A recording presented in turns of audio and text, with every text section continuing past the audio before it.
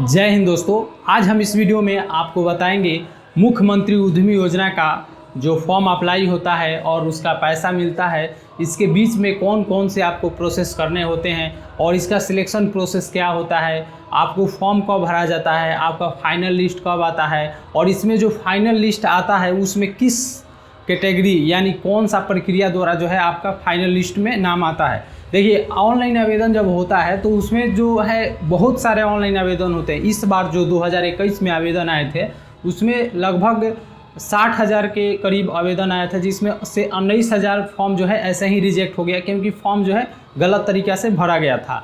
और उसमें से जो 42,000 फॉर्म जो फाइनल हुआ उसमें से मात्र 16,000 लोगों का सिलेक्शन हुआ, जिनको 10 लाख रुपया बिहार गवर्नमेंट दे रही है। अभी जो है प्रथम किस्त 4 लाख रुपया सभी को मिल गया है, 16,000 कैंडिडेट जितने भी थे, और बाकी का जो है दूसरा किस्त का प्रक्रिया चल रहा है। तो चलिए हम आपको स्टेप बाय स्टेप बताते हैं। आपको जो है हम 7 स्टेप में बताएंगे कि इसमें कैसे और कौन कौन से प्रक्रिया आपको करने होते हैं जो फॉर्म फिलअप होता है। तो सबसे पहले जो है इसके लिए ऑनलाइन अप्लाई होता है, ठीक है। फॉर्म ऑनलाइन अप्लाई होगा और इसमें ऑनलाइन अप्लाई में कौन कौन से डॉक्यूमेंट लगते हैं ये भी आप समझ लीजिए। फॉर्म अप्लाई होने में आपका मैट्रिक का मार्कशीट, इंटर का मार्कशीट, यानी इसमें जो क्वालिफिकेशन रखा गया है वो इंटर पास रखा गया है। अगर आप इंटर पास नहीं है तो ये फॉर्म जो है आप नहीं भर सकते हैं।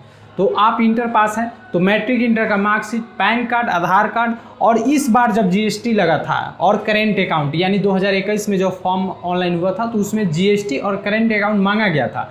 लेकिन 2022 में जब ऑनलाइन आवेदन लिया जाएगा तो इस समय जीएसटी और करेंट अकाउंट नहीं लिया जाएगा। तो ये आपको सुविधा मिलेगी क्योंकि 2021 में जब ऑनलाइन आवेदन हुआ था तो पूरे 60,000 लोगों ने जो है जीएसटी और करेंट अकाउंट ओपन करवा लिया, लेकिन उनका सिलेक्शन नहीं हुआ तो उनको दिक्कत का सामना करना पड़ रहा है। इसलिए जो है अब की जीएसटी नहीं लगेगा।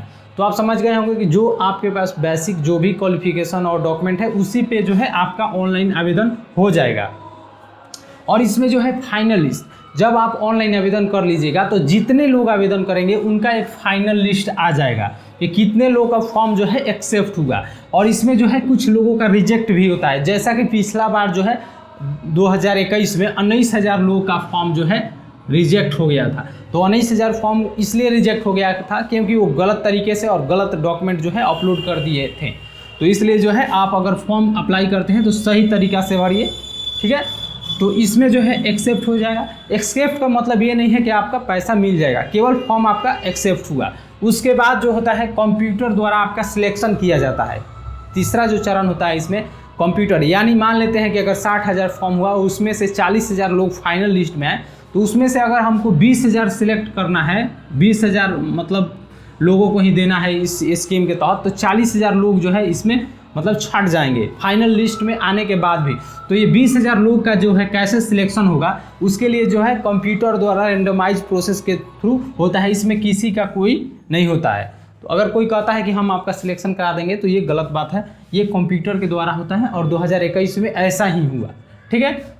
उसके बाद जो होता है, अगर आपका कंप्यूटर द्वारा सिलेक्शन हो जाता है और आपका सिलेक्शन लिस्ट फिर आता है, यानी 20,000 लोग का जो है सिलेक्शन लिस्ट इसमें आएगा। और सिलेक्शन लिस्ट आएगा, अगर उसमें आपका नाम है तो उसके बाद जो है आपका जिला उद्योग केंद्र में अपना जो ऑनलाइन डॉक्यूमेंट आपने अपलोड किया है वो वेरिफिकेशन के लिए जमा किया जाता है फाइल बनाकर, ठीक है। फाइल बनाकर आपका सभी डॉक्यूमेंट उसमें जिला उद्योग केंद्र में जाकर आपको फिजिकली वहाँ सबमिट करना होता है। तो आप ये काम कर लीजिएगा जब आपका लिस्ट में आ जाता है। उसके बाद क्या होता है, जिला उद्योग केंद्र में आपका 15 दिनों का ट्रेनिंग होता है। अगर आपने अपना फाइल जमा कर दिया उसके बाद जो है ट्रेनिंग होता है। तो ट्रेनिंग जो होता है वो 15 दिनों का होता है और इसमें जो है आपको 15 दिन उपस्थित होना अनिवार्य होता है। अगर आप ट्रेनिंग नहीं करते हैं तो आपको सर्टिफिकेट नहीं दिया जाएगा, और अगर सर्टिफिकेट नहीं मिला तो आपका जो है प्रथम किस्त नहीं मिलेगा। तो ये समझ गए, ट्रेनिंग करना अनिवार्य है इसमें। ट्रेनिंग के बाद जो है आपका डीपीआर जमा होता है। ट्रेनिंग जब आपका हो जाएगा तो आपको सर्टिफिकेट जनरेट हो जाएगा। उसके बाद जो है आपका जो भी मतलब ये स्कीम है, प्रोजेक्ट है, उसके रिलेटेड डीपीआर जमा होता है जिला उद्योग केंद्र में। तो जिला उद्योग केंद्र में आप डीपीआर जमा कीजिएगा। उसके बाद जो है डीपीआर जमा करने के बाद आपका प्रथम किस्त प्राप्त हो जाता है, यानी 4 लाख रुपया जो है आपको आपके अकाउंट में आ जाता है, ठीक है। तो इस तरह जो है इसका प्रक्रिया होता है। और इसमें जो डॉक्यूमेंट लगते हैं, अगर आप किराए के मकान पे हैं या किराए में रखना चाहते हैं, अपना उद्योग लगाना चाहते हैं, तो उसके लिए किराएनामा बनाना पड़ता है। अगर आपका खुद का है तो भी जो है गवर्नमेंट एग्रीमेंट आपसे मांगती है। तो 1000 के स्टाम्प पेपर पर आपको एग्रीमेंट का पेपर भी आपको जिला उद्योग केंद्र में जब आप डॉक्यूमेंट जमा कीजिएगा उस समय देना पड़ता है, ठीक है। और ये जो 10 लाख रुपया आपको मिलता है उसमें 4 लाख प्रथम किस्त मिलता है, फिर द्वितीय किस्त जो है वो भी 4 लाख मिलता है, और तृतीय यानी तीसरा किस्त जो मिलेगा आपको 2 लाख का मिलेगा। तो आप समझ गए होंगे कि 10 लाख रुपया जो मिलेगा आपको 3 स्टेप में मिलेगा, पहले 4 फिर 4 उसके बाद 2।